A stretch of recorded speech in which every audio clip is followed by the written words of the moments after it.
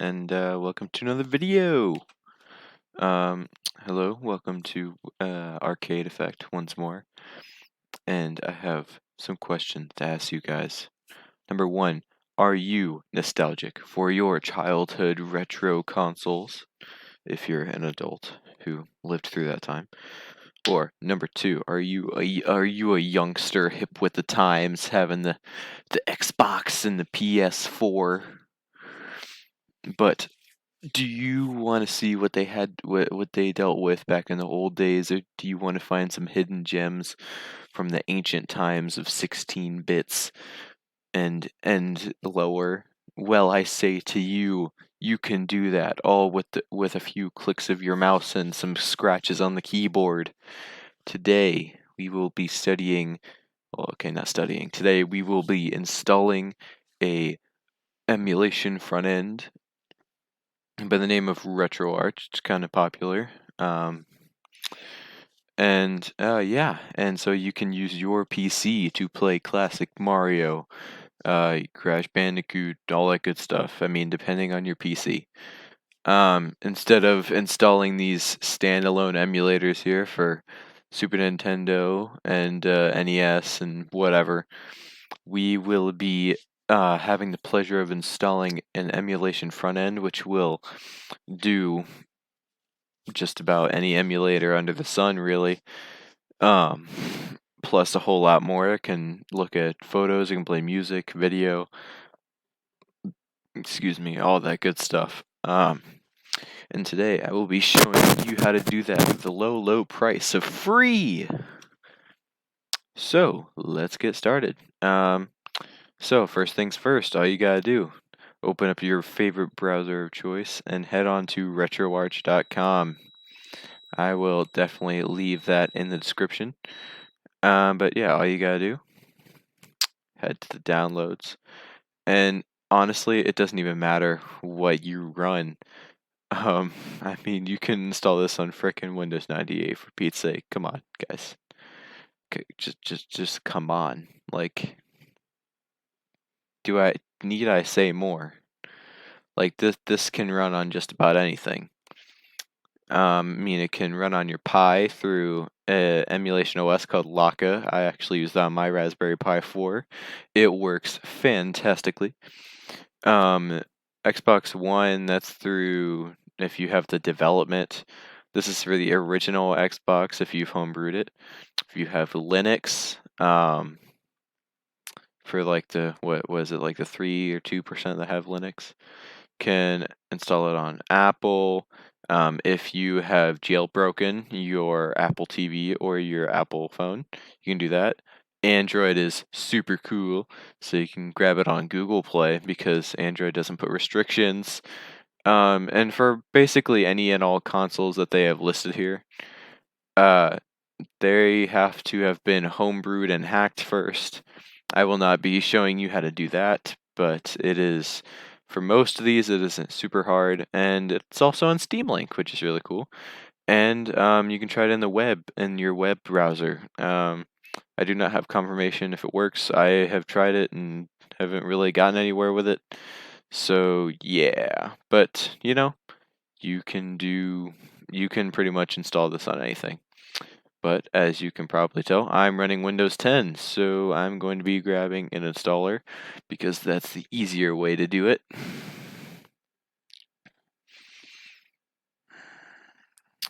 Oh, come on, man. Yep, come on.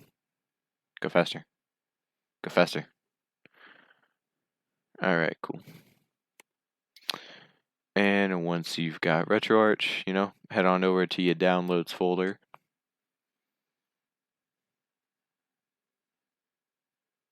And grab it up.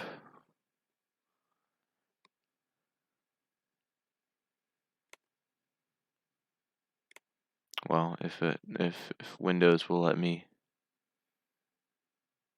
I am running this on a laptop, by the way. I don't have access to my desktop at the moment, so running off a laptop like a pro. Okay. Now it's pretty easy, man. Just install it. And this is going to be a full setup guide. So yeah, I'm just going to show you how to scan in your ROMs, blah blah blah. It's all right. People at Retroarch are super nice. They aren't gonna scam you. Accept it. Choose whatever folder you want. For me, I don't really give a crap. That sounds good. It's not the biggest file in the world, as you'll see. This DirectX is really for if you need it. I have been using Retroarch for a while. Like I already had it installed on here before this video. I just uninstalled it so I could show you guys the process. So I don't need to install DirectX 9. But if you do, like if you are running a newer computer like I am, then you probably want that. Unless you specifically have installed it for another purpose. But I don't need it, so I'm just gonna stay with Retroarch. And yeah, you can just this just lets you name the folder. It doesn't really matter. And yeah, we are getting Retroarch up and installed, boys. I do not know where they host nightly builds. Honestly, I mean, really, nightly builds are, if you know anything about programming, nightly builds are a little more unstable. If you're going to go with a build of a program, especially an emulator or something like that, you're definitely going to want to have a stable version just so you don't run into any crashes or just things not wanting to work. But 90% of the time, if it is anything to do with this program, then it's probably going to be user error. So yeah, or it's just that the ROM you have just doesn't work with the emulator that you've chosen. There are certain ROMs and certain ROM hacks that only work with certain emulators. Oh yeah, I found a ROM hack that put Mario Kart 8 tracks into the original Super Nintendo version, and it would only work with ZSNES for some reason. So, like, you can't use RetroArch because there's no ZSNES core on RetroArch. So you actually have to download ZSNES instead of using, like, I can't use SNES 9X. So, I mean, really, RetroArch work for anything else other than, like, very, very certain special cases. And even then, RetroArch is community driven along with the devs that work on this. So, and if you know enough about programming, you can even compile your own cores, so you don't have to use just what RetroArch has given you. And they do have a GitHub repository, I believe, full of cores that you can add into the cores folder.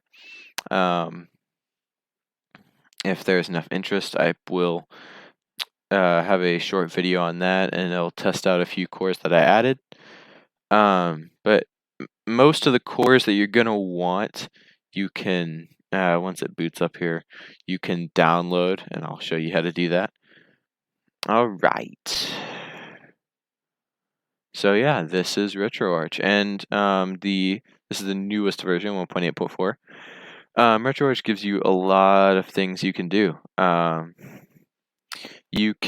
RetroArch adds a new feature called NetPlay, basically, for those old couch co-op games like Mario Kart I was talking about. Whether it be Super Mario Kart or Mario Kart 64, you can see who's online. Like, okay, I'm connected to Wi-Fi right now, so if I could just refresh the room list, I can see what emulators people are using and what games they're playing. Like this guy, he is using FileBurn Neo, and it says that he's playing on an ARM 7 thing.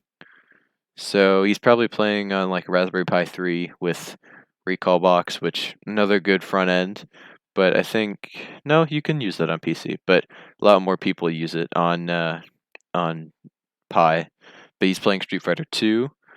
This guy's playing Tetris 2. The only thing with the NetPlay that I don't like is that you have to use the exact same ROM that the other guy's using. Like, I mean, he's using like you have to use the same ROM and the same core. So, like, yeah, I can get that core, but I have to have the exact same ROM for that to work. Yeah, so you can do that, which is a really cool thing. Yeah, me and my friends, I've tested this. It does work. And also, like I said earlier, this can play movies and MP4s, whatever. Can play music, and you can look at your photos and stuff, and you can mark certain games your favorite, and you can look at your history. And this is just settings. You can't. This does work with controllers, so you don't have to be an idiot and um, only use your keyboard because that's stupid. And this does work with modern controllers. I have tested it with Xbox One. I'm a friend of mine. He's tested it with PS4, so this does work with modern controllers. It also works with some off-brand ones. I got some cheap $20 ones off Amazon. Those work great. Yeah, and so now let me show you how to actually get some ROMs in here. So, when you're working with Retroarch on your PC, you are going to want to grab the core that you want first. So, load core, then you go to download core. Since this is a fresh install, you don't have any cores. You can either download cores through here or you can get them off their GitHub. Downloading through here is a lot easier. Just trust me. It's just way easier. And they have cores for just about anything you can imagine that is gaming related. I mean, they have frickin' arcade machine cores.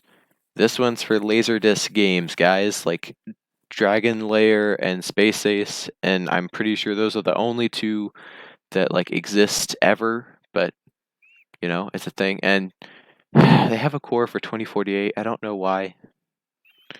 Just I don't understand. I kind of think it's stupid, but whatever, man. Add me in the comments if you want to. And yeah, they have practically every version of MAME like frickin' ever. A bunch of Atari, blah blah blah blah. But I am going to be doing the basics today. FFmpeg, they have that because if you need a wider variety of video types supported, be nice to have. So yeah, blah blah blah, stuff, MSX. Minecraft, not really sure how that one works. I would do some investigating. NEC, they have Citra. This is going to be for those higher end machines. Right now, again, like I said, I'm on a laptop, so this probably isn't going to work for me because laptops aren't super heavy duty. Okay, here we go. Nintendo. All right, let's grab GBA. And it's really up to you which emulator you grab. Different ones will have different levels of performance and compatibility. Personally, I always go with Nestopia. It's my personal choice. Honestly, I haven't really seen a whole lot of difference in N64 comparing Mupen 64 plus Next and Next GLE3, whatever that is. I'm just going to be using this one because it's before it. And with me, I always use this one, SNES Current, SNES 9X Current, sorry. And there's a bunch more on here. They have frickin' Palm OS.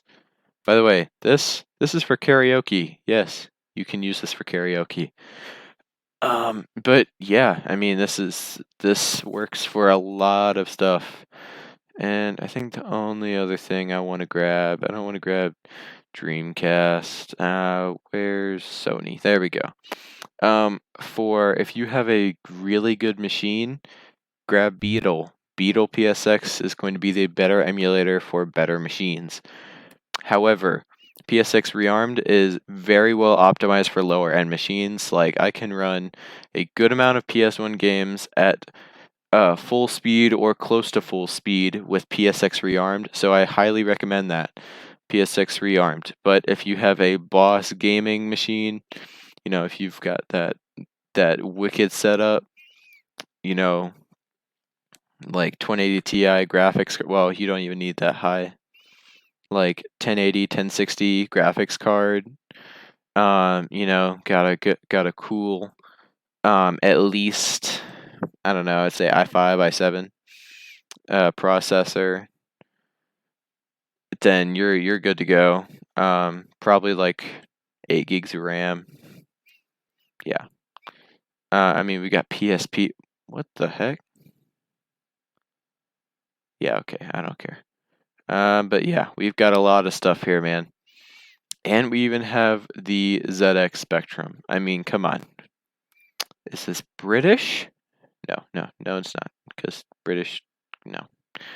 I'm just going to grab it because I'm not sure if I did. Okay. No, don't. Sorry.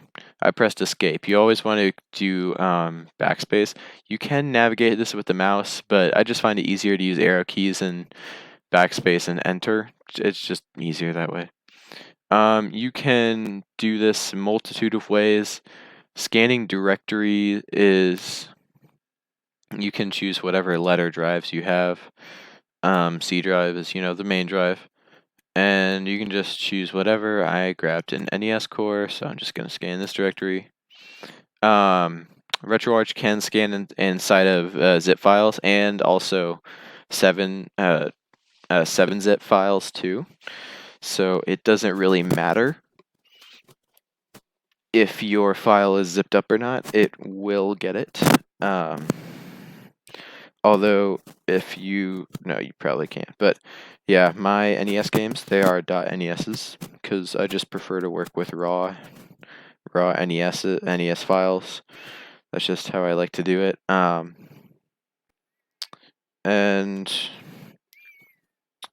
yeah, I can just scan all of your your directories. You can scan individual files, but see, this matches a database, so if you use this, definitely don't do it for ROM hacks, because ROM hacks won't match unless you have kept them named the same, in which case they probably will, and then they'll scan in, and then you can rename them in the Retroarch menu. Manual scan, you can configure this, and you can set a specific directory and what the system name is from a bunch of choices, and you can set it to scan inside archives, .zip, 7-zip, etc. And you can even set it to overwrite playlists. But yeah, manual scan is for stuff that doesn't match their database. Like, I use it for arcade games on my Pi. I just find it easier that way because arcade ROMs, it's rare when they actually match the database. Also, this is a great front end because you can do box arts, and when this is done loading, I will show how to do that. Come on, buddy. Come on. It's not that hard. It's just NES games. There we go. See? Ta-da. And let's choose the best NES game ever. Oh, come on. Where is it? Where is it?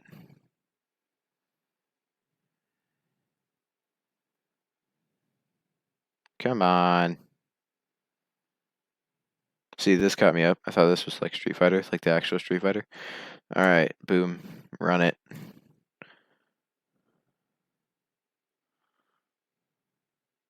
And when you run a game in Retroarch, it will go out of that full screen UI and then actually boot up the emulator. And sometimes cores will perform worse in Retroarch than the actual standalone emulator. That's why I have some of these here. Redream, that's for Dreamcast. But it's an NES game, so this ran on computers from 1995. Actually, even a little earlier than that. So it's going to run. Oh, it's going to run fine. So, oh yeah, let's show you the pause menu. So if you press F1 or function F1, depending on what you're on, you can do a lot of things. You can take screenshots. You can change your save state slot so that you can have multiple slots for like I guess like checkpoints. You can close content or you can restart the virtual NES. You can save and load states, and you can undo that, which is great. You can add it to favorites. You can start recording, and you can start streaming because you can set your YouTube and Twitch to stream from here. Awesome. On-screen overlays, that's great. Blah blah blah. You can go back in time in the game. You control input latency. You can actually remap your controls, which is what I'm going to do now, since I don't actually have a controller plugged in. Okay. Do do do. Okay. What do they have as A? Okay, that's fine. Nope, sorry. I keep on pressing escape because that's natural.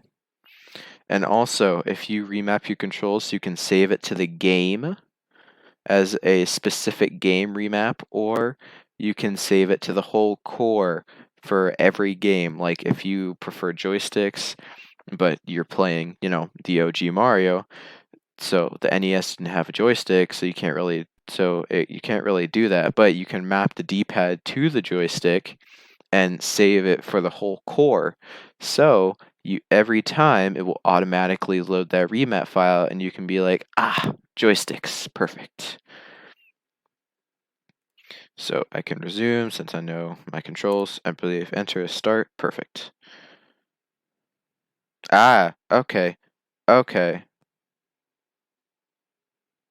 Stop. Make the madness end. Okay.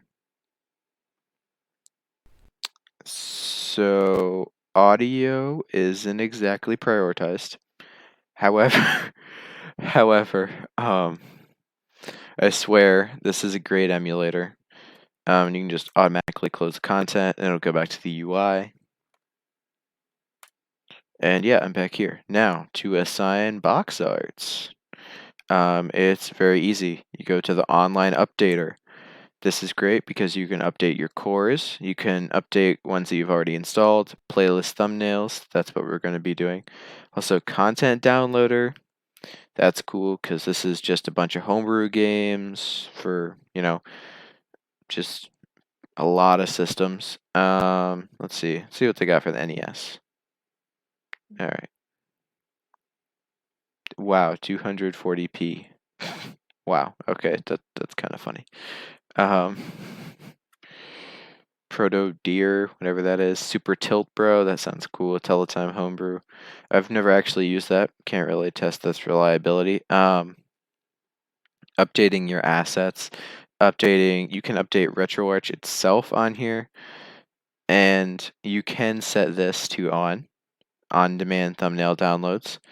Basically, anything that is, any thumbnails that are missing will automatically, wait, I'm pretty sure.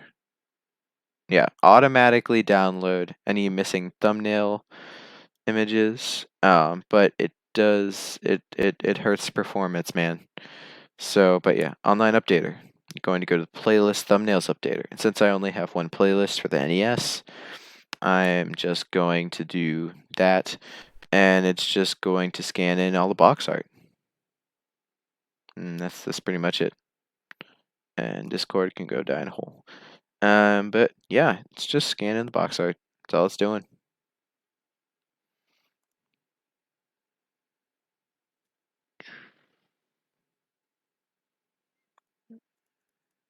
Oh, sorry.